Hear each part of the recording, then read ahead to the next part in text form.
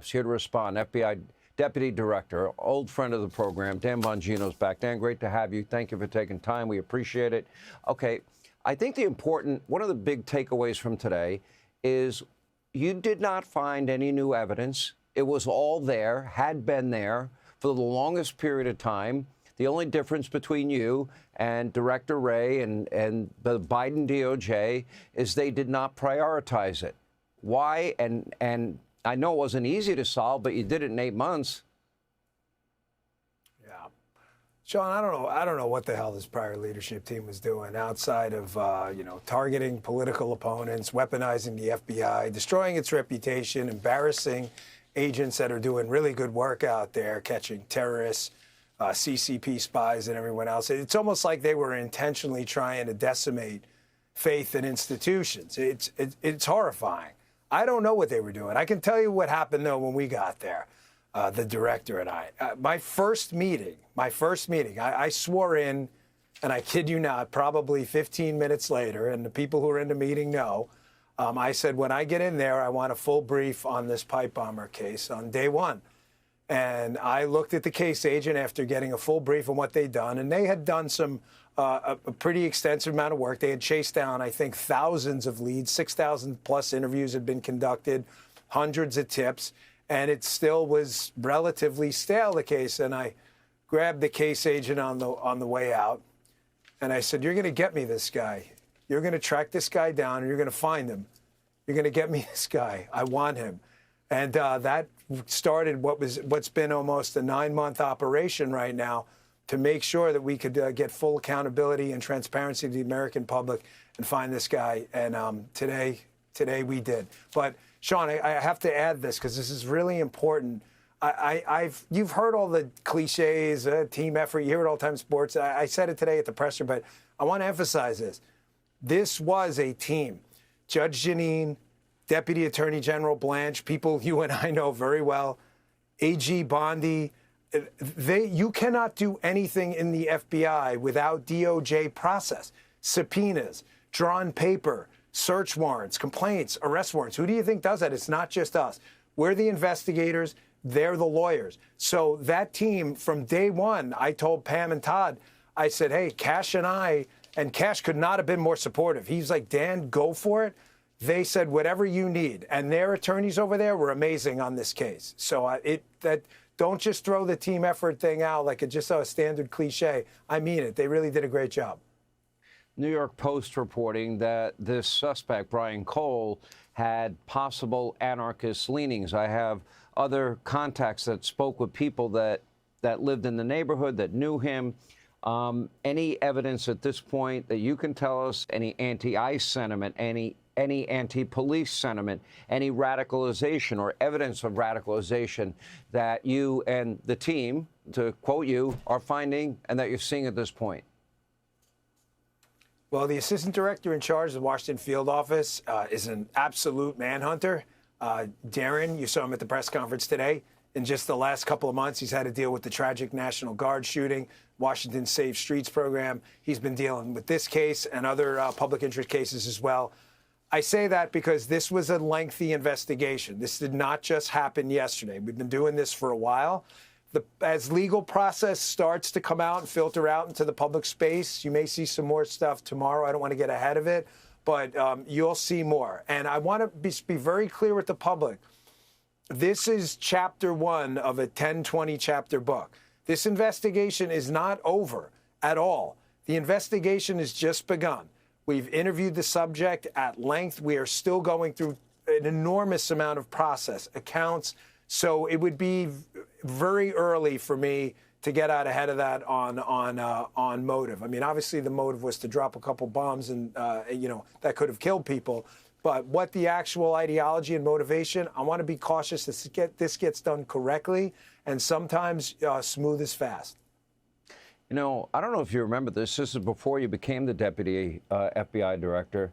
You put a post on X right after this happened, and you said there's a massive cover-up because the person that planted those pipe bombs, they don't want you to know who it is because it's either a connected anti-Trump insider or an inside job. You said that you know, long before you were even thought of as Deputy FBI Director. Yeah, that's why I said to you, this investigation's just begun. We are pretty comfortable. We have our guy. I think as, again, legal process starts to surface and information and facts start to come out, the public's going to be very comfortable with the investigation that was conducted under Director Patel and his leadership. He's been great on this. But I don't want to, you know, listen, I was paid in the past, Sean, for my opinions. That's clear. And one day I'll be back in that space. But that's not what I'm paid for now. I'm paid to be your deputy director. And we base investigations on facts. And, you know, it was interesting. I was looking out in the crowd today at the presser, and I saw a couple of media figures who you and I both know who promoted the other scandal, the collusion hoax.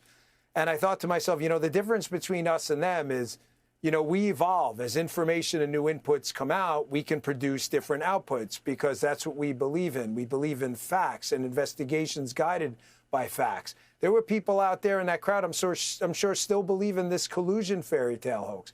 So we'll see. We're going to be guided by the facts as this thing goes forward. And I can't stop the, you know, leave the truck here without thanking the president. The president, you know very well, just like I do, Sean, he told us early, I said it on your show before, I'm going to say it again. He was like, boys, you go get him. This president absolutely hates crime. He hates the idea of someone causing a national security crisis in his city in Washington, D.C. He could not have been more supportive about these investigations. And I'll tell you, a weaker leader would have been like, you know what? We didn't find him. It's a stale case. We have other priorities. Nope. Nope, not this president. Well, I mean, no, we're not in the White done at all. House is a lot. This president, let me ask you this.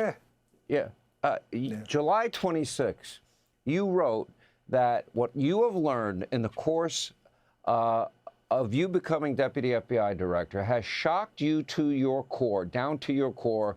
We cannot run a republic like this. I'll never be the same after learning what I've learned.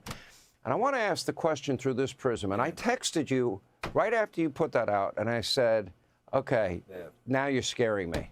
Because I've known you a long time. Yeah. You didn't say that lightly, did you? Scared me.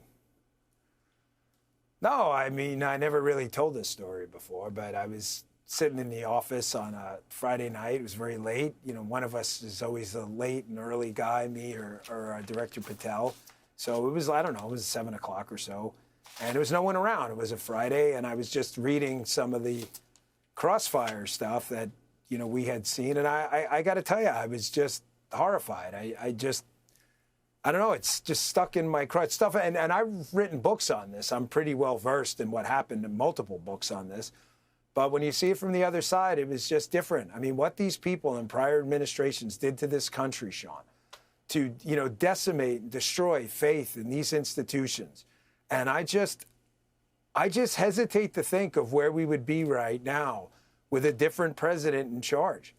I really do. I don't. We know we where may not have a republic. We know the answer. Yeah. I don't disagree. I mean, that's why, and that's why that next day I woke up and I just, you know, I probably should have, but it was just I couldn't get it out of my head what they did to just destroy this beautiful place we call home. And Cash and I were absolutely committed to this reforming this place and getting faith in these institutions back. I can tell you right now, you played that clip of him before. Director Patel has changed out the entire leadership team. Some of the people we have in charge right now, I swear to you, these are absolute manhunters. They've locked up 30,000 violent criminals. The murder rate has cratered so low, and we're not done. I told the guys that there's some headline in New York Post today. It's going to be crimes at an all-time low in New York. I said, it's not good enough. I said, back again. We're going again. We're doing another roundup. And then when we're done with that, we're doing another one. I said, you know what the acceptable crime rate is? 0. That's the acceptable crime rate. And this president could not be more supportive. I'm telling you, go get him, boys. He says it all the time.